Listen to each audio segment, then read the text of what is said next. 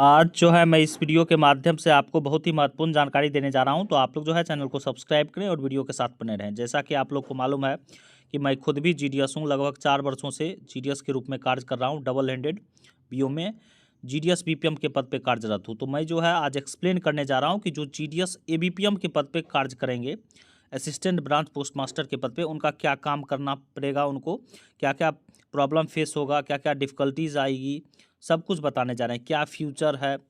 तो पूरी तरह से ए टू जेड एक्सप्लेन करेंगे। तो आप लोग जो है वीडियो के साथ बने रहें, चैनल को सब्सक्राइब करें। देखिए, जो एबीपीएम के रूप में ज्वाइन करेंगे, अगर डबल हैंडेड बीओ में वो ज्वाइन किए, ट्रिपल हैंडेड में ज्वाइन किए, तो जनरली जो है एबीपीएम का काम जो है वो डाक सुबह जो है अपने बीओ से लेके, बीपीएम से लेके ट्रांजिट ऑफिस से पहुंचाना है, और फिर डाक आएगा उधर से तो सेम डे डिलीवरी करके डिलीवरी स्लिप जो है अपने बीपीएम को देना है। इस प्रकार से है।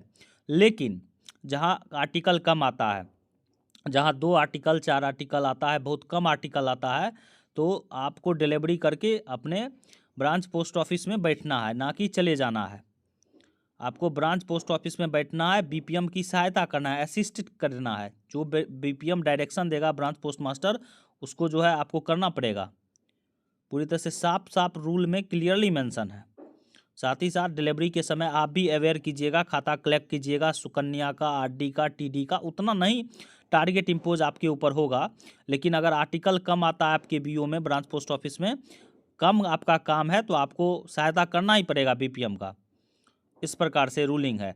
अगर आप एबीपीएम हैं, अगर कहीं आपके बीओ, दूसरे बीओ में आपको बीपीएम बना दिया जाए, तो आपको 1950 रुपया एक्स्ट्रा मिलेगा।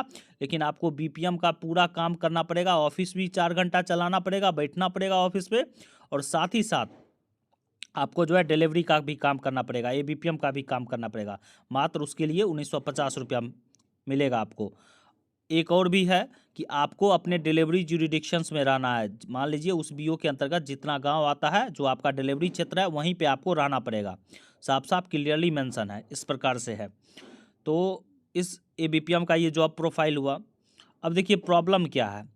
जहां मान लीजिए अभी चल रहा है बिहार में, गया डिवीज़न है, गया डिवीज़न में चल रहा है कि एबीपीएम को भी फेशियल अटेंडेंस जो है वहाँ पे स्टार्ट कर दिया है। तो धीरे धीरे आपका भी फेशियल अटेंडेंस सभी सर्कल में हो जाएगा, सभी डिवीज़न में हो जाएगा।